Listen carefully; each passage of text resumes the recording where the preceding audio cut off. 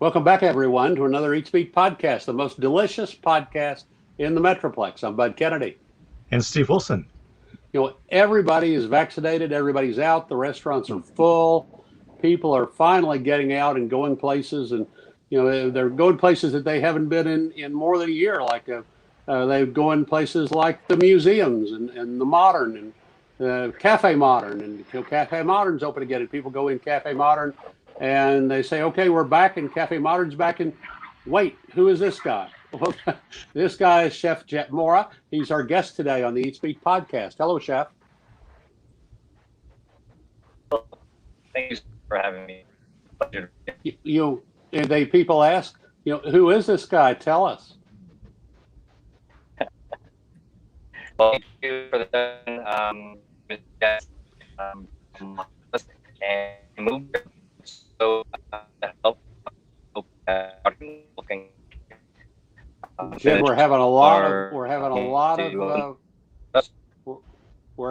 of signal problems. We couldn't quite hear you. Steve, I'll just tell you a little bit, and maybe if the signal improve, Jett Mora is from the Wolfgang Puck Catering Kitchen. Wolfgang Puck Catering is now taking over Cafe Modern and is brought a new menu and a new team and a new kitchen team, and they're operating the same cafe. It looks the same, and it's basically the same cafe, but with a new kitchen team in place. And Jett, try again, see if you have a little bit better signal, and tell us about how you wound up at the Modern. His signal was really good right before we started. I know it was great before we started, and now we can't even see it. Now there you go. Keep talking. We adjust. Things happen. We got to adjust on the fly, just like in the past year. So if you can hear me now, I'd love to talk about the Modern. Go ahead. Los Angeles. I came here about 3 months ago. We had reopened, so it's quite a privilege to be here and to welcome all the folks back. You segued earlier that a lot of people have been coming back out to restaurants, and people are vaccinated. People feel a lot better about being out, and I've had the privilege to meet a lot of these folks tableside, and a lot of them haven't been out in a year. They haven't been going out to eat restaurants, and it's quite an honor to have them choose the Modern as their place to eat first. And the tables I see, it's 4 or 5 tops and 8 tops of folks who haven't gotten together with their friends in a while. I've had a 60th anniversary the other day. A group of teachers from Highmount here in the local neighborhood, it was their last day of summer of school, and they're just celebrating summer on the last day of the year. So I take high regard of the reasons people come here to Cafe Modern. And whether it's a celebration or just a night out, an evening out with friends, or a brunch with friends, and we're here to help facilitate that and welcome them back in. So, well, what you see is that Cafe Modern's a special place. It's not just a cafe in a museum. It's a place that people come as their own destination for lunch or for dinner or for brunch. Now you're keeping the same hours. You have lunch 6 days a week, every day except Monday. And you have, and it's brunch on weekends. And then, do you have dinner yet on Friday? Dinner is in the works. Chef Andrew Swanson, my regional chef here in the area, and I and also the rest of the team have been working very hard on R&D. And we'll do it with the specials throughout the day or the week. But we truly want to make Friday evenings an elevated experience as well, in addition to the lunch and the brunch. But and getting the team, which have a fantastic team behind us here, from the front of the house and our kitchen staff, they're all working very diligently to get this dinner out. So I want to say in the next 2 or 3 weeks, once we have solid dishes that we're comfortable serving, and also we're coming into summer, so we're also trying to work with the seasons. And so when the peaches from Fredericksburg or the peppers from other parts of the state come in, and the plums and the white nectarines start coming, then that ultimately will drive our menu. So we're really excited about all that. Steve? Oh, well, I was kind of interested in this this velvet Oh. moon pie thing. So This what's is up with that? this is a reimagined Whoopie Pie. So Chef Andrew uh, helped create this and the team. So it's a Whoopie Pie with macerated berries, um, uh, buttercream, and on top is a Bavarian white chocolate spiral. We put fresh berries and beet powder to help color it and make it red. That's what makes it a red velvet Whoopie Pie. So I know Bud had that one day and he loved it. You know, that's something that a lot of people don't realize, that red velvet is beet and not chocolate sometimes, although people think it's a red chocolate color, but Yeah, it's really from the beet coloring. yeah, correct. A lot of red velvets out there is food coloring based. We use Valrhona chocolate inside of it, but we color it with naturally with beets instead of food coloring. That's available whenever I come. So when I stop by, I can get that. You can get that on the lunch menu. It's been such a popular item that we'll definitely have to keep it on the dinner menu as well. Steve's really asking if there's an unlimited supply. You know what? We've been some of the dishes have been so popular that by the end of some of these services, we have to 86 or take them off the menu because we just sold out. So our turnover on some of our dishes is amazing, and it feels good that we 86 a dish only because we make it fresh and the guests just really gravitate towards some of those dishes. So sometimes if you don't come early enough in the day, by the end of the day we'll run out of some of our popular dishes. Well, tell people about what's on the menu now, because it has changed. It's Okay. a mix of familiar. I mean, the first opening days, I had Wolfgang Puck tortilla soup and the Wolfgang Puck, wonton salad. I know you have a different name for it, Sure. but tell us what's on the menu, what people have now. So during lunch, it's something for everyone. I like to call it. It's comfort food. It's something healthy. Our chinois salad, which you mentioned before, is one of our popular items that's Is available that it? 6 days a week as long as That's we're it. open. That's the one. Yeah. So it's a classic salad that we've been making for years. And this is chef salad. It's been making from Chinois, Maine since 1981, 82. So it's around the time I was born. This salad was born. So we try to do right by it, and everyone loves it. Um, Other items in the menu that we love serving is our burger. Bud had that on the second day he was here. There you go. Steve It's used that just on the promo. Steve Yeah, used well, this to promo the restaurant. I'm all about the burger. I was like really yeah, excited about that picture there. Tell us what's on that yeah, while we're looking at that photo. Give us sure. the dissect the what all's on that. Sure, it's a classic steakhouse burger, if you will.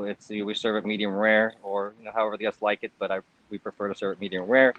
It's a blend of brisket, chuck, and short rib, aged white cheddar, and as Bud mentioned, a fistful of caramelized onions. Any Texan would love.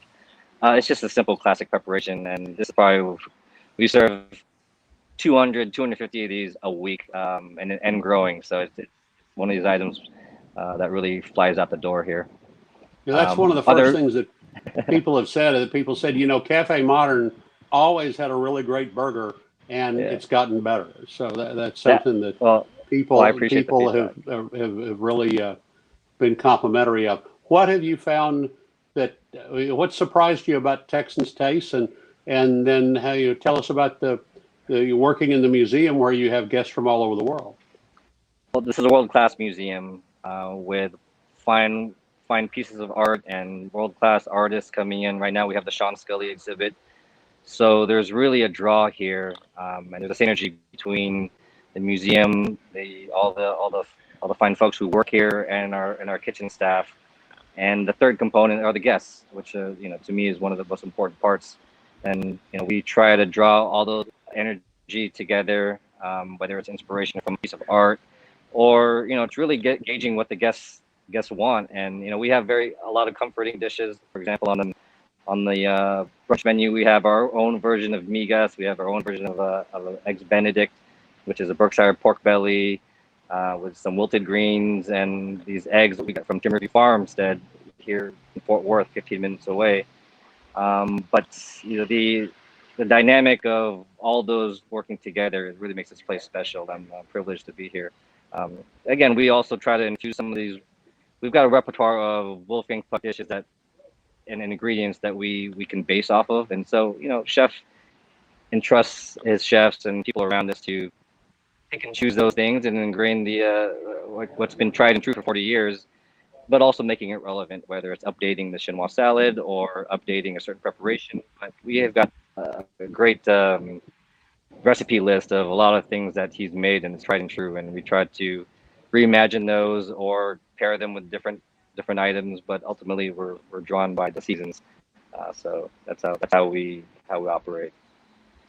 Well, one of the things I really like about the restaurant is it's kind of features the architecture of the museum, which is in its own right a piece of art. So you can look out the window and over the pond and see the architecture, or sit in the patio.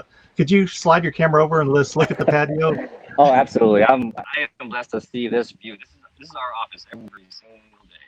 This is the pond. I'll move out of the way for a minute. That's a reflection pond.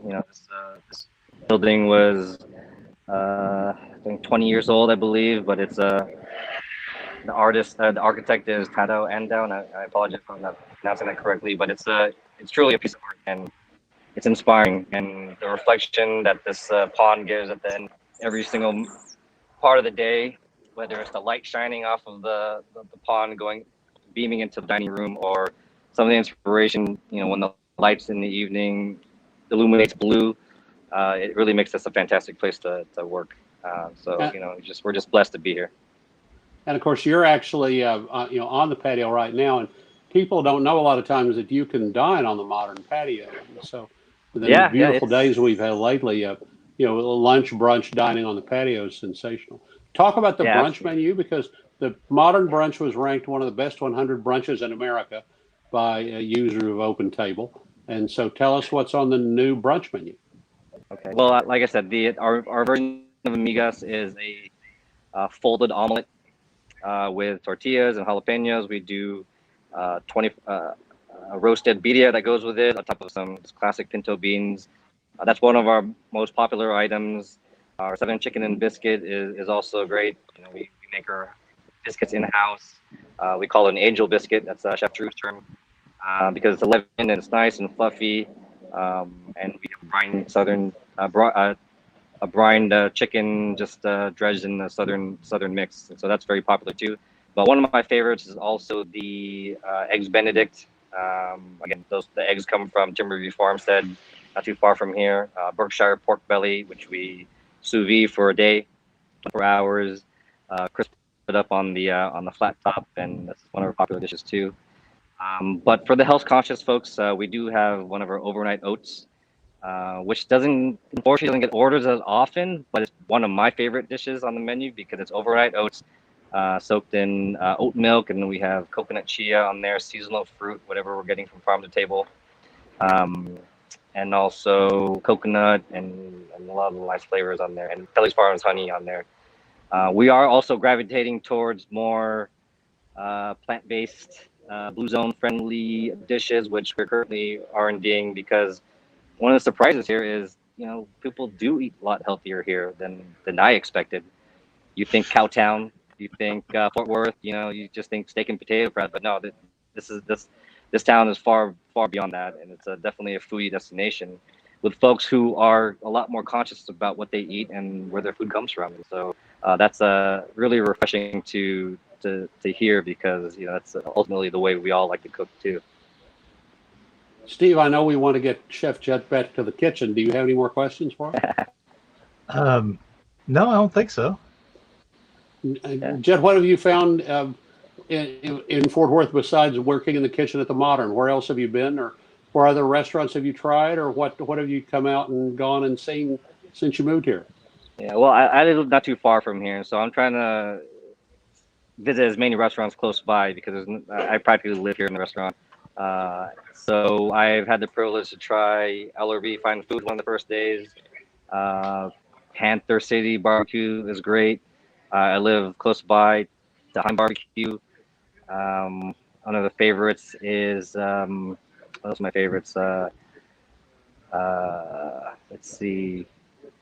I just went to Four Sisters the other day to have some Vietnamese food. So I'm trying to explore all these neighborhoods and what's great about them. One inspiration was those fantastic restaurants, right? And I know you've all eaten there. But one of the biggest inspirations was I went to the table last Thursday, matter of fact, and I was able to meet Chef Dina. She was very nice, and she's got all kinds of great ingredients and local artisanal products in her shop. And so I just went in there and tried to make myself at home and saw these ingredients, take them here, R&D them, and it was just nice to make that connection. So you made the connection with Chef Dina, who founded the Modern? Absolutely, yeah. It was important for me to come visit. Roxanne, fantastic. she's been here for a long time, and she was nice enough to invite me out to meet her, Chef Dina. Dina's quite a personality. She was quite a part of the Modern for a long time. Well, I know that you need to get back. I know you need to get back to finishing up lunch for everyone. Thank you for visiting with us, and welcome to Fort Worth, and welcome to the Modern. Until next time on the Eat Speak podcast, I'm Bud Kennedy. And Steve Wilson. Thank you. I appreciate you all. Mm-hmm.